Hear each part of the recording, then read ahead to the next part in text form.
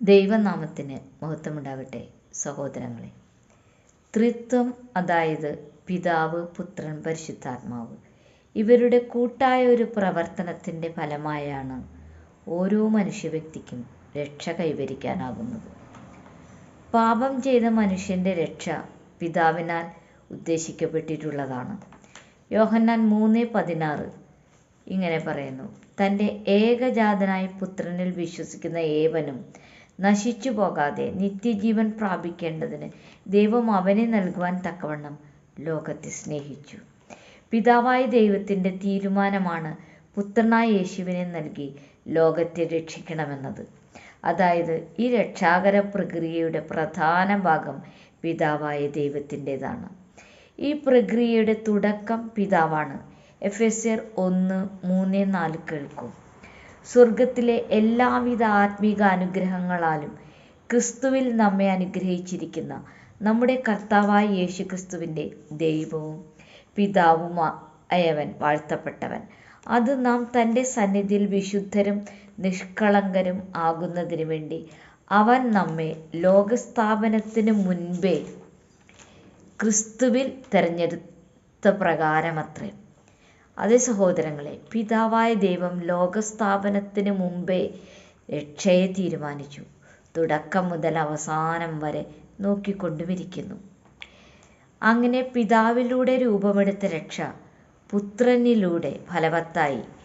ഏകജാതനായ യേശുവിൻ്റെ പീഡാസഹനം, കുരിശുമരണം, ഉയർപ്പ് ഇവയാൽ പൂർത്തീകരിക്കപ്പെട്ടു. സ്വന്തമായി ഒരജണ്ടയും പുത്രനില്ല. പിതാവ് പറയുന്നതെന്തും പുത്രൻ ചെയ്യുന്നു.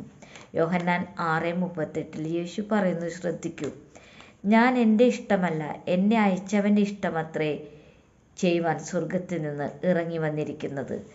അങ്ങനെ യേശു പിതാവിൻ്റെ ഇഷ്ടം നിറവേറ്റി അറുക്കപ്പെട്ട കുഞ്ഞാടായി ലോകത്തിന് രക്ഷ നൽകി. ഉയർത്തെഴുന്നേറ്റ് പിതാവിൻ്റെ വലതുഭാഗത്ത് ഇരിക്കുകയും ചെയ്യുന്നു. ക്രിസ്തുവിലൂടെ നമുക്ക് പാപമോചനം, ദൈവമക്കളാകാനുള്ള കൃപ, നിരപ്പ്, ശുദ്ധീകരണം, മഹത്വീകരണം ഇവയെല്ലാം പ്രാപിക്കാം. ഇത്ര മഹത്തായ രക്ഷയെ ക്രിസ്തുവിന് മുമ്പും ക്രിസ്തുവിന് ശേഷവും മനുഷ്യരിലേക്ക് എത്തിച്ചത് പരിശുദ്ധാത്മാവിനാൽ എഴുതപ്പെട്ട ദൈവവചനത്തിലൂടെയാണ്. ഈ രക്ഷയെ മനുഷ്യരെ അറിയിക്കുന്നത് പരിശുദ്ധാത്മാവാണ്. എഫെസ്യർ 1:13-14 വരെ വായിച്ചാൽ പരിശുദ്ധാത്മാവ് മുഖേന നമ്മുടെ രക്ഷ ഒരു യാഥാർത്ഥ്യമായി മാറുന്നു എന്ന് കാണാം. നമ്മുടെ ജീവിതത്തിൽ പരിശുദ്ധാത്മാവിൻ്റെ പ്രവർത്തനമാണ് ഒരു മുദ്രയായി വർത്തിക്കുന്നത്. നമ്മെ ദൈവത്തിൻ്റെ മക്കളായി സ്ഥാപിക്കപ്പെടുന്നു. അതായത് രക്ഷ പ്രായോഗികത്തിൽ വരുത്തുന്നത് ത്രിത്വത്തിൻ്റെ മൂന്നാമത്തെ ആളായ പരിശുദ്ധാത്മാവിലൂടെയാണ്. ക്രിസ്തുവിനെ തന്നെ നമുക്ക് നൽകുന്നത് പരിശുദ്ധാത്മാവാണ്. സ്വന്തമായ ഒരു അജണ്ടയും പരിശുദ്ധാത്മാവിനുമില്ല. പുത്രൻ ചെയ്തതെല്ലാം പരിശുദ്ധാത്മാവ് മനുഷ്യരുടെ ഹൃദയങ്ങളിൽ വെളിപ്പെടുത്തുന്നു. ജീവൻ നൽകുന്ന പുനരുത്ഥാന ശക്തി പരിശുദ്ധാത്മാവിലാണ് നമുക്ക് നൽകപ്പെടുന്നത്. നമ്മെ എല്ലാം ഒന്നിപ്പിക്കുന്ന ദൗത്യവും പരിശുദ്ധാത്മാവിൻ്റെതാണ്.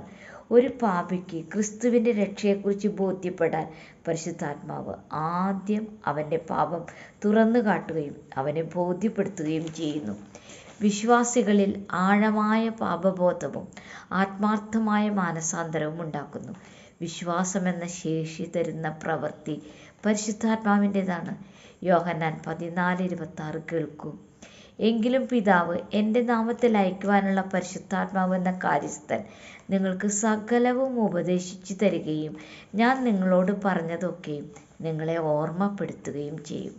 അങ്ങനെ പിതാവ്, പുത്രൻ, പരിശുദ്ധാത്മാവ് 3 പേരുടെയും കൂട്ടായ നീക്കമാണ് രക്ഷ. 3 പേരും പരമാധികാരത്തോടെയും തടസ്സങ്ങളില്ലാതെയുമാണ് പ്രവർത്തിക്കുന്നത്. രക്ഷ ദൈവിക പ്രവൃത്തിയാണ്, ദൈവിക ദാനമാണ്. രക്ഷയ്ക്ക് വേണ്ടി പിതാവിൻ്റെ കൃപയുള്ള ഉദ്ദേശമുണ്ട്. പുത്രൻ്റെ തൃപ്തികരമായ പൂർണ്ണതയുള്ള പ്രവൃത്തിയുണ്ട്. പരിശുദ്ധാത്മാവ് ഇപ്പോഴും എപ്പോഴും രക്ഷയ്ക്കായി പ്രവർത്തിച്ചു കൊണ്ടുമിരിക്കുന്നു. എബ്രായർക്കെഴുതിയ ലേഖനം 2:3 പൗലോസ് പറയുന്നു: ഇത്ര വലിയ രക്ഷ നാം അവഗണിച്ചാൽ എങ്ങനെ ശിക്ഷയിൽ നിന്ന് ഒഴിഞ്ഞു മാറും? അതേ സഹോദരങ്ങളെ, വേഗം രക്ഷ സ്വീകരിക്കാൻ ഏവർക്കും ഇടവരട്ടെ. ഈ വചനങ്ങൾ സ്വീകരിക്കാൻ പരിശുദ്ധാത്മാവ് സഹായിക്കട്ടെ. ദൈവമേവരെയും സമൃദ്ധമായി അനുഗ്രഹിക്കട്ടെ.